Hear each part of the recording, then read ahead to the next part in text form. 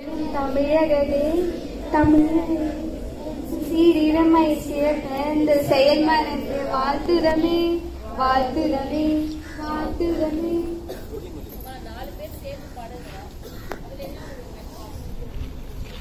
India எனது தாய்நாடு, இந்தியர் அனைவரும் தலைமை ஆசிரியர், ஆசிரியர்கள், மாணவர்கள் அனைவருக்கும் வணக்கம். இன்னைக்கு ஒரு மகாபாரத கதையை உங்களுக்கு சொல்றேன். மகாபாரதத்துல நம்ம நிறைய கிளை கதைகள் இருக்கு. ராமாயணம், மகாபாரதம் ரெண்டும் நம்முடைய மிகப்பெரிய இந்தியாவின் மிகப்பெரிய இதிகாசங்கள். அப்படிப்பட்ட அதுல நிறைய நல்ல கருத்துக்களும், எதை செய்யலாம் எதை செய்யக்கூடாது, எப்படியெல்லாம் நம்ம வாழ்க்கையில இருக்கலாம்னு சொல்லியும் நிறைய கதைகள் இருக்கு. அதுல நல்ல கதைகளை தேர்ந்தெடுத்து நாங்க அப்பப்போ உங்களுக்கு சொல்றோம். அதை நீங்க வாழ்க்கையில நடைமுறைப்படுத்தணும். இப்ப பாத்தீங்கன்னா நம்ம அந்த கதையில வரக்கூடிய ஒரு நம்ம அங்க மகாபாரதத்துல துரோணாச்சாரியார் அப்படின்ற ஒரு ஆச்சாரியார் இருந்தாரு. அவருடைய பையன் பேரு அஸ்வத்தாமா. அவர் தீயவர்களுக்கு துணை போறவரா இருந்தாரு, அது வேற விஷயம். பட் அந்த கதையில பாத்தீங்கன்னா ரெண்டு பேர், ஒருத்தர் துரியோதனன், அந்த பக்கம் ஆப்போசிட்ல பாண்டவர் அணியில பாண்டவர், பீமன், அர்ஜுனன் இவங்க எல்லாம் இருந்தாங்க. இது போன்ற இளவரசர்களுக்கு எல்லாருக்குமே பயிற்சி கொடுக்கிறவர் தான் அந்த துரோணாச்சாரியரா இருந்தாரு. அந்த துரோணாச்சாரியர் பாத்தீங்கன்னா ஒரு முறை அந்த இளவரசர்களுக்கு காட்டுல அழைச்சிட்டு போய் வேட்டையாடுறதுக்காக பயிற்சி கொடுத்துட்டு இருந்தாரு. அப்படி கொடுக்கும்போது ஒவ்வொருத்தரா நிறுத்தி அங்க மரத்துல என்ன இருக்கு பார்த்து அம்பு விடணும், பாத்துட்டீங்களா, முதல்ல என்ன பாத்தீங்க சொல்லுங்க அப்படின்றாரு. அப்ப முதல்ல துரியோதனனை கூப்பிடுறாரு. துரியோதனன் அம்பு எடுத்துட்டு போயிட்டு நீ பாத்துட்டு வில் அம்பு வச்சுட்டு சொல்றாரு, என்ன பாத்தீங்க அப்படின்னா, இந்த மாதிரி அந்த அங்க ஒரு அழகான பெரிய மரம் இருக்குது. சரி, அதுல வேற என்ன பாத்தீங்க?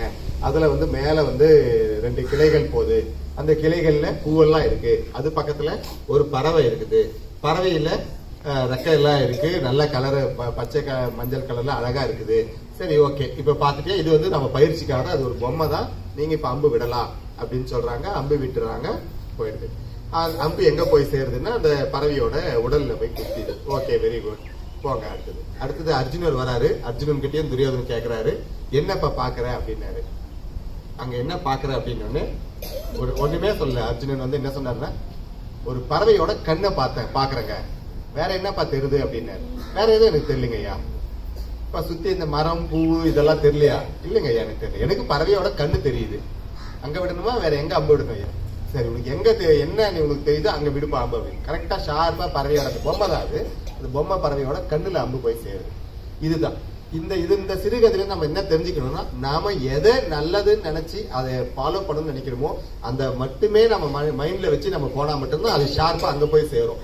நீ இதர வழிகள்ல சுத்தி இருக்கக்கூடிய சின்ன சின்ன விஷயங்கள் எல்லாம் நீ கான்சன்ட்ரேட் பண்ணினா அப்ப உன்னால பாடத்திலே கான்சன்ட்ரேட் பண்ண முடியாது, வாழ்க்கையில உயர முடியாது. ஒரு சின்ன பிரேயர், இதுல கூட நாம திரும்பாம கொல்லாம ஒரு நல்ல கதை சொல்றாங்களே அப்படின்னு ஆழ்ந்து கவனிச்சு கேட்டீங்கன்னா உன்னால கத்துக்க முடியும்.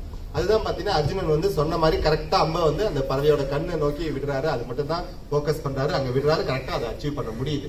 அதுதான் ஃபுல் பாயிண்ட் கிடைக்கும். மற்றபடி அது உடல்ல வந்தாக்க பாயிண்ட்ஸ் கம்மி, பக்கத்துல போச்சுன்னா பாயிண்ட்ஸே கிடையாது. இந்த மாதிரி இதுல இருந்து நம்ம தெரிஞ்சுக்க வேண்டியது ஒண்ணு விஷயம் தான். நீங்க இப்ப படிக்கிறீங்க, உங்களுடைய படிப்பு ரொம்ப முக்கியமானது. இந்த படிக்கிற காலத்துல நம்முடைய முழு போக்கஸும் படிப்புல இருக்கணும். அப்படி இருந்தாக்க நிச்சயமா வாழ்க்கையில வெற்றி பெறலாம்.